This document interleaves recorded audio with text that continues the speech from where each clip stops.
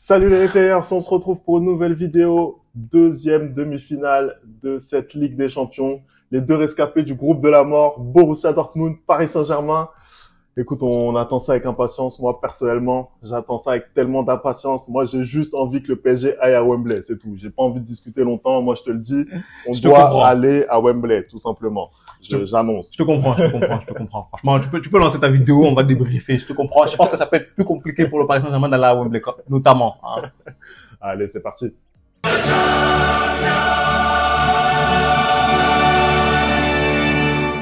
Ça va vous taper. Tu vas être choqué quand Dortmund va gagner. Allez, on commence tout de suite cette vidéo. Le PSG, donc, qui fait face de nouveau à Dortmund cette saison.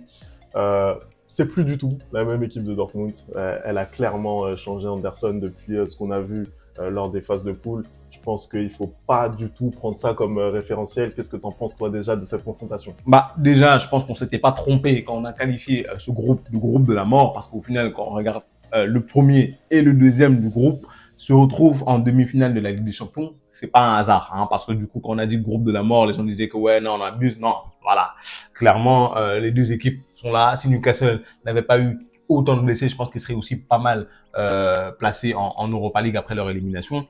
Ça va être un beau match. Je pense que ça va être un très très beau match et je pense qu'on va avoir pas le même match qu'on a vu pendant les phases de poule, hein, à savoir qu'on avait vu un Paris Saint-Germain totalement dominateur au Parc des Princes et ensuite ils sont allés arracher le match nul au Signal Idou. Signal Iduna Park, hein. Et là, je pense que là, on va voir un match totalement différent parce que depuis, qu'est-ce qui s'est passé? Bah, on a eu un Dortmund qui n'a cessé de progresser, hein, et ils ont passé ce huitième de finale contre le PSV et surtout, on a eu un Dortmund qui est allé chercher sa qualification contre l'Atlético Madrid en ayant perdu au match aller. D'ailleurs, c'est un peu la même configuration pour les deux équipes, hein, si on regarde bien. Ils ont perdu au match aller et finalement, chez eux, ils arrivent à arracher la qualification contre un Atlético Madrid très très dur à jouer cette saison. Hein, je sais de quoi je parle parce que je pense que les deux matchs qu'on a perdus cette saison, c'est contre l'Atlético Madrid, le Real Madrid.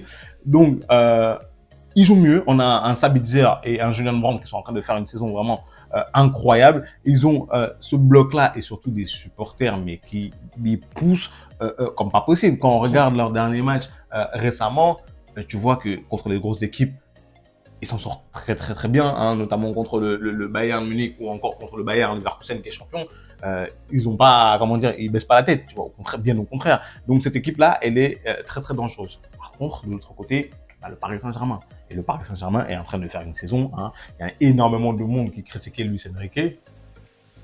Il a gagné le championnat là, récemment. Il a gagné, comment ça s'appelle, la Coupe de la Ligue, c'est ça? Et là, le trophée des champions. Trophée des champions, pardon. Ouais. Trophée des champions, championnat. Il est en finale de la Coupe de France et il est en demi-finale de la Ligue des Champions. Il a réussi à faire tourner son effectif comme pas possible cette saison. Je sais pas si vous vous rendez compte qu'on est en mai et Ousmane Dembélé joue au football. C'est du jamais vu depuis 5 ans.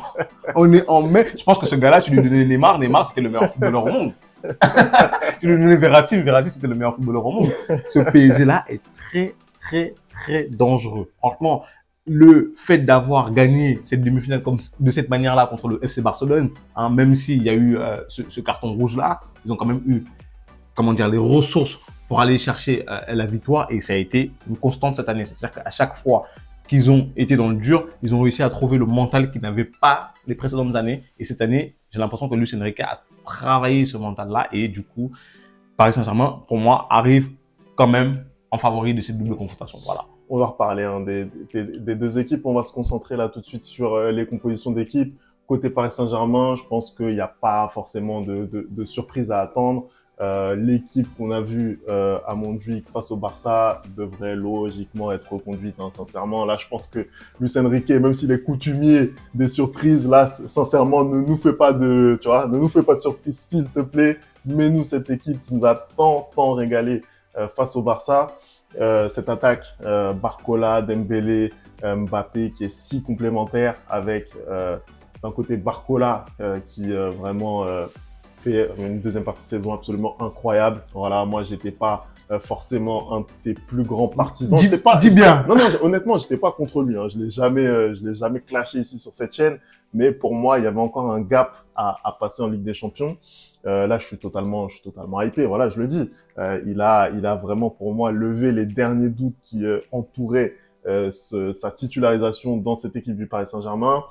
À droite, il y a Ousmane Dembélé, bien sûr, qui est en train de marcher sur l'eau en ce moment. Il se met même à marquer. Un Ousmane Dembélé qui se met à marquer, c'est un Ousmane Dembélé Ballon d'Or. Moi, j'ai pas peur de le dire.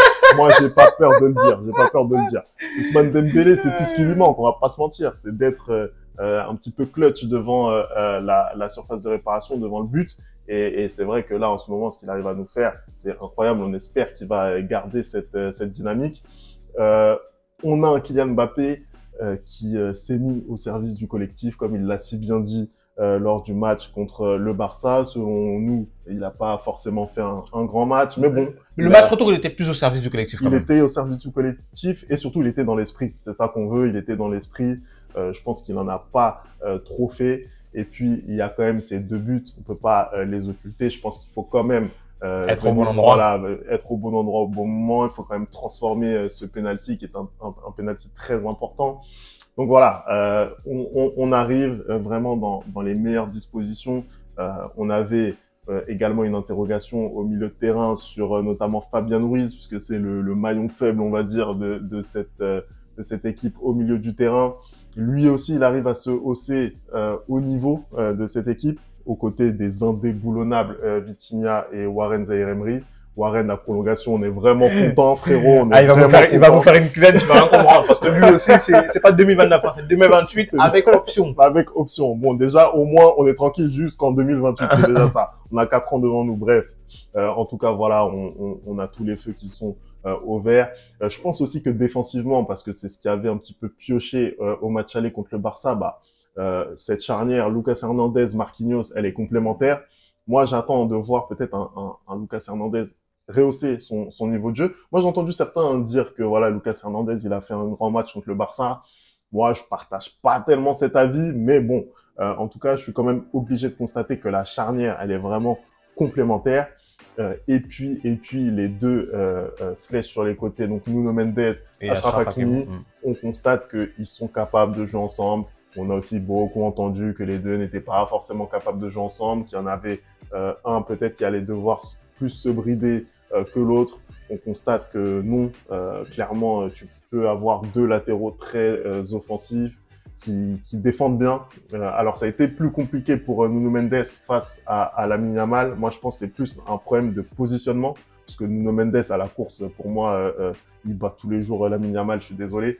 Mais c'était plus un problème de placement pour moi, ce qui a fait que Lamine Yamal l'a complètement éteint, en fait. Et je pense que il doit être mieux assisté par les milieux de terrain, notamment Vitinha dans la prise avec un joueur de côté là qui pourrait très bien être par exemple un Marco Reus en face de lui. En fait, c'est simple. Je pense que quand il défend comme ça contre des joueurs qui sont très offensifs et qui attaquent et qui ont beaucoup de vitesse, il est obligé de se faire aider dans des milieux de terrain qui doivent venir couvrir, parce que c'est aussi des latéraux au PSG qui montent énormément, que ce soit Achraf Hakimi, que ce soit Nuno Mendes.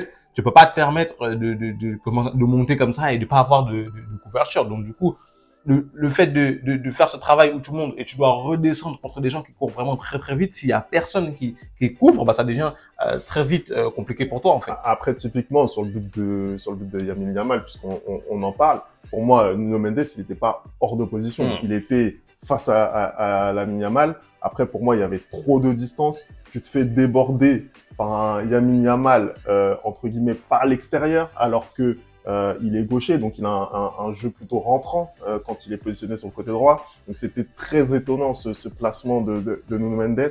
Mais bon, voilà, je pense que il a montré qu'il avait le niveau, il a très bien réagi derrière. Bref, pour moi, tous les feux sont au vert. La compo, on la connaît, elle est carrée. Il y a peut-être la petite interrogation, et là je vais peut-être te lancer là-dessus. C'est ce qu'est en train de nous proposer depuis maintenant plusieurs semaines Gonzalo Ramos, puisque il a encore brillé ce week-end en nous mettant un but de fou, encore une tête comme il sait les mettre là face au Havre. C'est absolument incroyable ce qu'il nous a fait. Est-ce que tu penses aujourd'hui qu'il a sa place dans ce 11 titulaire? Je pense qu'il a sa place dans ce 11 titulaire quand on est en Ligue 1. Quand on est en Ligue des Champions, pour moi, non. Pour moi, non, tout simplement. Non, mais je vais te dire pourquoi j'ai un avis aussi tranché. Parce que je pense qu'aujourd'hui, c'est pas ce dont Paris a besoin en Ligue des Champions. Je pense qu'aujourd'hui, ce dont Paris a besoin en Ligue des Champions, c'est Barcola, c'est Dembélé et c'est Mbappé au milieu. Tu vois. Pourquoi? Parce que l'avantage qu'a Paris aujourd'hui, c'est cette rapidité-là. C'est-à-dire que à la fois la capacité de pouvoir sortir le ballon rapidement et à la fois la capacité de pouvoir désorganiser totalement l'adversaire sur les transitions. On le voit contre Barcelone, quand Paris accélère le jeu, c'est très compliqué pour le reste. Sauf que tu ne peux pas te permettre de faire ça avec un Gonzalo Ramos. Il est beaucoup plus lent que les trois que je viens de citer. Tu vois ce que je veux dire? Maintenant, si dans le match ça devient un peu plus compliqué, tu es à même de sortir pose pour moi un Barcola et de faire rentrer un Ramos et du coup d'essayer de passer par les centres. Et tu as des très bons centreurs, tu as notamment Achraf Hakimi, tu as notamment Nuno Mendes qui peuvent trouver Ramos facilement. Mais aujourd'hui, Gonzalo Ramos titulaire dans cette équipe du PSG dans une demi-finale de Ligue des Champions, c'est pas possible pour moi. C'est pas possible. Bah, écoute, je suis totalement d'accord avec toi. Moi, j'apporterais peut-être quelques nuances. Je dirais que déjà, côté parisien, même si, voilà, peut-être un Achraf Hakimi, il l'a montré, bon, il a quand même une assez bonne qualité de centre, mais c'est pas ce qu'il fait naturellement. C'est pas quelqu'un qui va déborder, centrer. Mais après, quand t'as un mec comme ça qui peut mettre la tête, tu changes aussi ta manière de jouer. Tu t'adaptes. Mais bon, en tout cas, pour moi, c'est pas, voilà. Et même, Ousmane Dembélé et Bradley Barcola, c'est aussi des faux pieds, hein, donc ils vont moins avoir tendance à centrer. Peut-être un joueur comme Kangin Lee, s'il est aligné, peut-être lui, il a plutôt tendance à justement botter ces centres-là, mais c'est vrai que c'est pas la spécificité du PSG. C'est pour ça, selon moi, que Gonzalo Ramos, il brille pas davantage. Il est pas forcément bien servi dans ces conditions-là. Et c'est un joueur qui a besoin d'être servi, qui a besoin d'être alimenté. La force du PSG, tu l'as dit, c'est plutôt la transition. Moi, je pense que dans ces conditions, c'est beaucoup plus compliqué pour Gonzalo Ramos.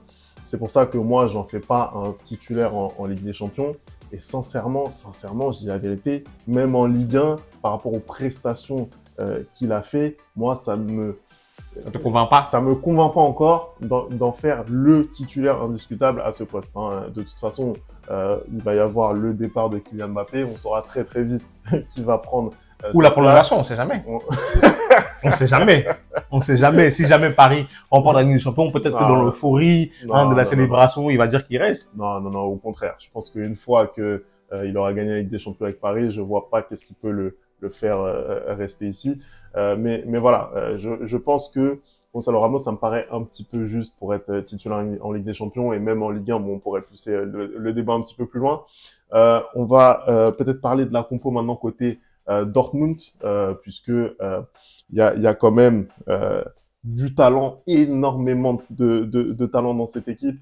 On sait que voilà, ils ont recruté, ils ont rapatrié même, j'ai envie de dire, Sancho lors du mercato hivernal. Madsen qui est très incertain pour ce match face au PSG.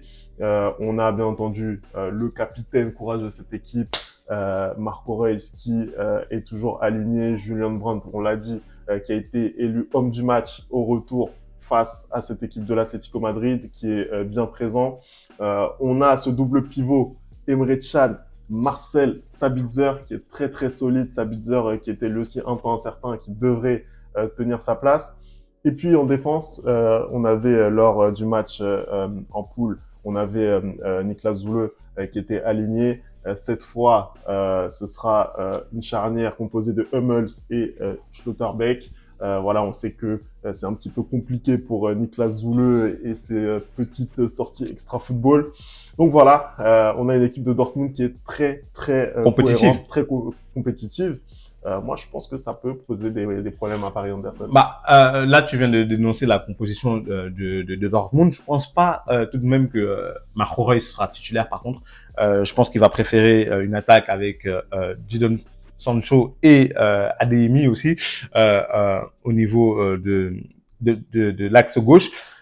Toutefois, moi, ce que ce qui me fait peur pour le Paris Saint-Germain, c'est justement ce double pivot Emre Can Sabitzer, parce que si eux arrivent à très bien contrôler le milieu de terrain parisien, ça va être compliqué pour eux de donner des ballons aux avant-centres, tu vois. Au final, c'est-à-dire que côté Dortmund aussi, on a cette qualité de vitesse que Paris a dans les contres et qui peut énormément gêner la défense parisienne. On l'a vu face au Barça, Lamine Yamal qui a posé énormément de problèmes à la défense parisienne. Donc du coup, on peut s'attendre à ce qu'un Adeyemi ou un Sancho pose les mêmes soucis. Moi, ce que je retiens de cette équipe de Dortmund, surtout, c'est cette capacité à élever son niveau de jeu quand c'est des équipes très fortes en face. C'est-à-dire que je l'ai dit en intro, ils ont joué contre Leverkusen, ils n'ont pas perdu. Ils ont joué contre Dortmund, contre Bayern à l'Allianz Arena, ils ont gagné 2-0. Hein.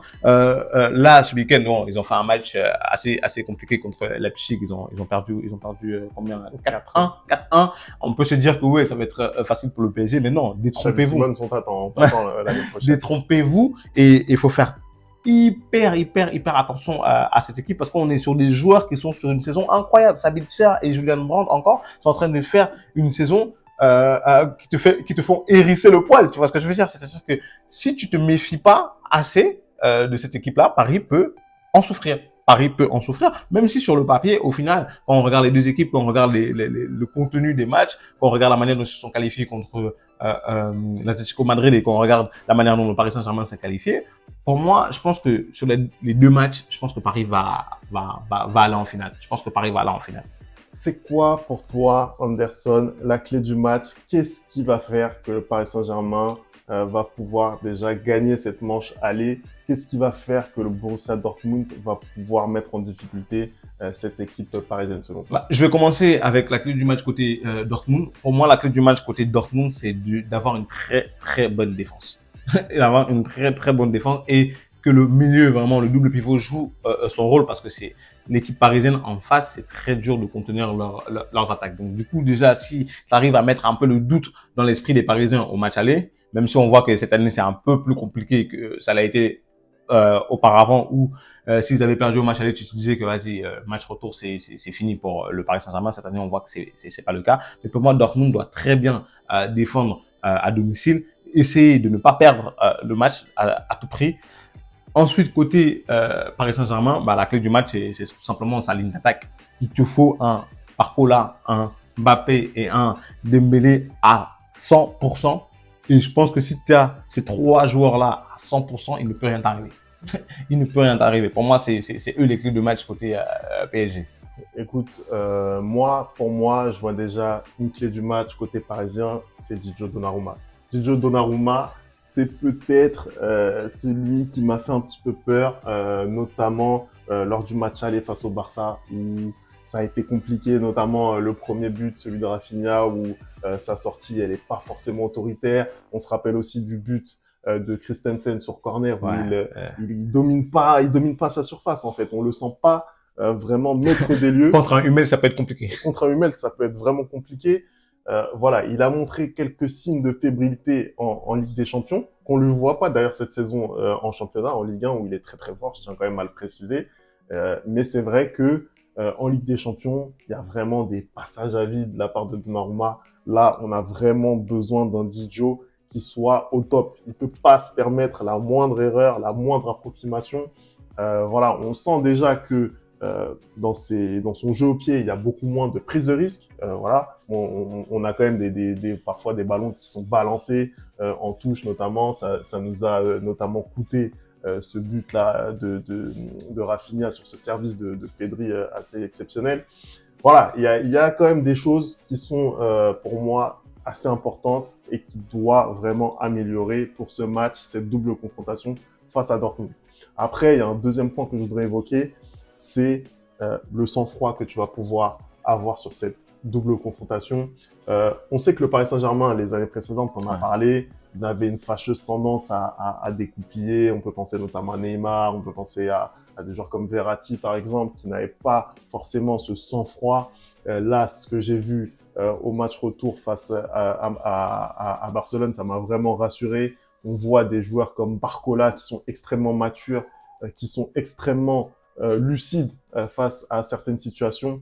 On sent que il n'y a pas eu de panique lors de l'ouverture du score du FC Barcelone.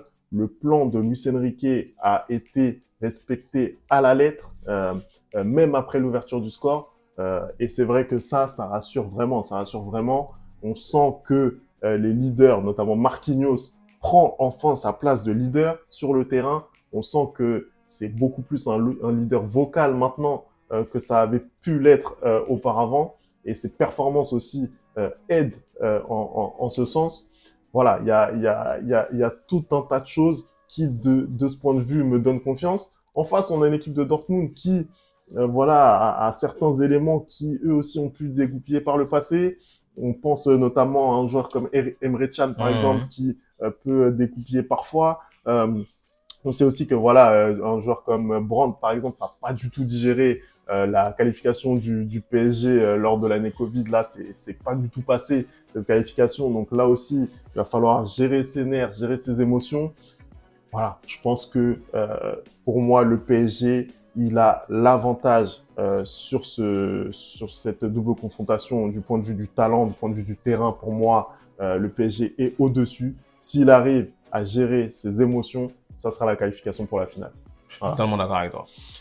Les pronos maintenant, Anderson, sur ce match aller, tout du moins, au Signal Iduna Park. Ça va pas être facile face au mur jaune tout de même. Qu'est-ce que tu dirais, toi, de ce match-là? Du coup, je pense que je vais aller dans ton sens. Je pense que le match aller va être très compliqué parce qu'on est dans ce terrain qui est très spécial. On est face à ce mur jaune qui va pas arrêter de pousser son équipe. Donc, pour moi, à l'extérieur, ce sera un match nul pour le PSG Dortmund. Pour moi, c'est soit un partout, soit deux partout, mais pour moi, c'est un match nul. Non, je suis assez d'accord avec toi, je te rejoins. Honnêtement, je vois pas le PSG s'imposer à Dortmund. Je pense que ça va être compliqué. On a un Dortmund qui est quand même malgré tout en forme en ce moment, même s'il y a cette contre-performance contre Leipzig. Moi, je pense que ça va être difficile. Je vois bien un match nul, un partout. Je vois une qualification en grande pompe oui. Après, au Parc des Pour moi, c'est ça. C'est au parc qu'ils vont faire la différence. Mais en tout cas, voilà, faut faire très attention au démarrage de ce match-là. Les 15 premières minutes, ne pas tomber dans le piège, ne pas trop se livrer, ne pas forcément vouloir faire tout de suite la différence. Parce que je pense clairement que sur les 180 minutes, il n'y aura pas de discussion possible si jamais on arrive à mettre en place notre football. En tout cas, on verra ça. Merci d'avoir regardé cette vidéo. On n'oublie pas les bonnes habitudes @lereplayfoot. Vous nous dites ce que vous pensez de ce match entre Dortmund et le Paris Saint-Germain. Bien entendu, on va se retrouver très rapidement. Là, tu dis pas merci aux gens. Tu dis pas merci aux gens parce qu'on a 2000 abonnés là. C'est important de vous remercier. C'est important de vous remercier. Merci pour les 2000 abonnés, c'est incroyable. On pensait pas quand on a démarré cette chaîne en août que en mai on serait déjà à 2000. À 2000, ça va incroyablement vite. Merci du soutien que vous nous donnez. Merci pour les commentaires, merci pour les partages, merci pour les likes. Vraiment, ça nous va droit au cœur. On pensait pas qu'on allait monter, que cette chaîne allait monter aussi vite, aussi rapidement, mais bon, c'est grâce à vous, hein, vraiment merci du soutien, merci de nous suivre et tout.